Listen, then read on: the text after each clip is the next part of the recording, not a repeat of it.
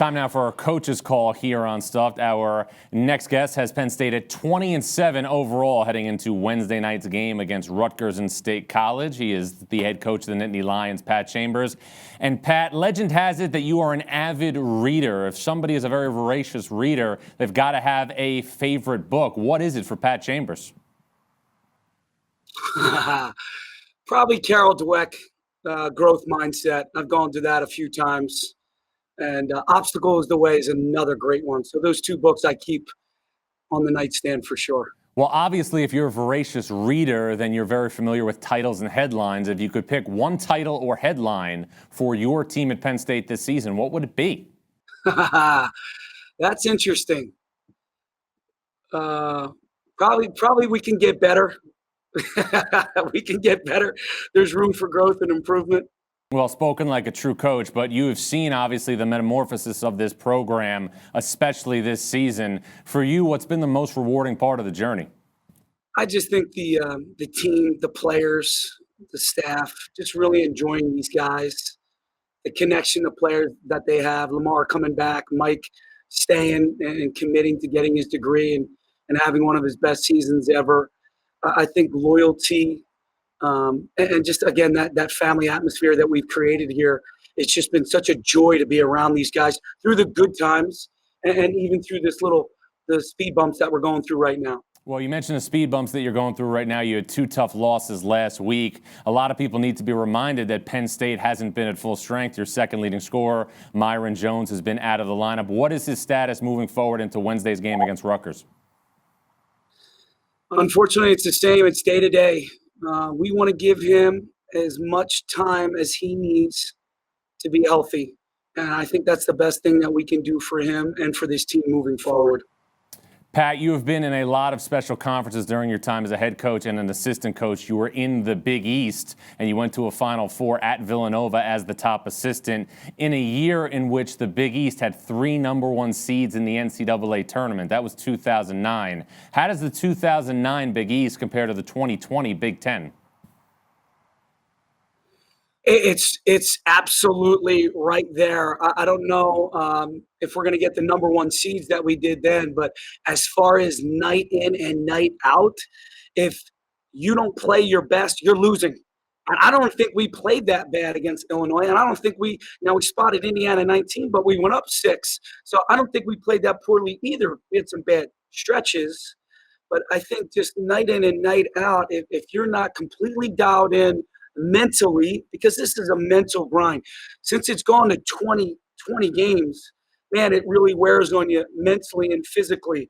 So every night, if you're not at your best, you're going to find the short end of the stick. Well, obviously, if you're doing all those things in the Big Ten every single day, then you have to stay present. And you told me that in November, one of the things that had to be done throughout the season to play your best basketball in March was staying present throughout the duration of the season. Has it been hard to do that, knowing that in a couple of weeks you're going to be playing in the NCAA tournament? Yeah, it's really putting our walls up and limiting the noise and distractions on the outside. I've said that for a few weeks now, and I'm going to continue to say it. When you do that, you're focused on the team. You're focused on what you can do in that locker room and on the court. And when we start looking at the what-if game, we start to play that game. What if we win the championship? What if we get a double bye? What if we're a top 4 seed? What if we go to Albany? What if we go to Cleveland? Guess what? You can't play that game until – I think I saw you tweet 19 days until Selection Sunday. When that Sunday happens, you can play all that game. You can do everything you want. You can talk about Spokane and Sacramento. You can do anything you want that day. But right now, stay present, stay in the moment. I've said this. You can't win the moment unless you're in the moment. Well, staying in the moment requires, obviously, the mental toughness to climb each and every day. And the mantra at Penn State under you has been climb with us. Who taught Pat Chambers how to climb? Well, my family, I've had great coaches, don't get me wrong. Jay Wright, I've learned under. Herb McGee's a Hall of Famer. I've had Dan Doherty, Tom. I've had great coaches, and I love them for that and the impact it made on me. But I'm the youngest of 12. And to have 8 older brothers and 3 sisters and parents that made you work from the age of 7 or 8. I think that gives you that mantra of keep climbing, and you're never going to reach Everest.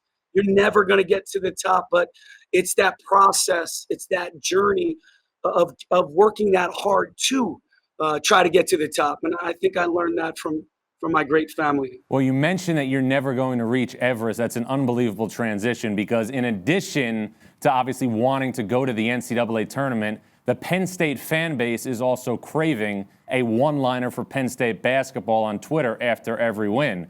So we're going to break a little bit of news right now. After every Penn State win moving forward, we're going to have a Pat Chambers line, and it says, "Bring on Everest." So we are breaking news here moving forward on Stuffed. So you win against Rutgers, this will hit social media. That is crazy. We did not set that up. You got to tell everybody out there, we did not set that up. I just said that. You just said that, and that might mean what everybody thinks it means. Everything is aligning for Penn State in 2020. Well, Pat, you've worked really hard. You've been in a situation where you got your team right now to go to the NCAA tournament for the first time in your tenure, but you've known me a long time, and obviously you know that I'm a big food guy. Food is a big part of this show. If Pat Chambers could have one meal on Selection Sunday, where would it be? What would it be?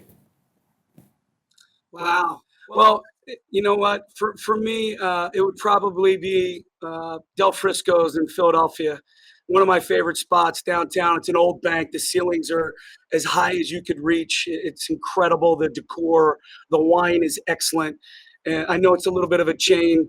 I don't go to the little Italian markets like you do in New York there, but I would say Del Frisco's for me in Philly would be a hot spot. Well, Pat, congratulations on all your success this season. Good luck with your prep moving forward for the rest of the Big Ten. Thanks for hanging with us. Thanks, John. You got it. That's Penn State head coach Pat Chambers. This is Stuff.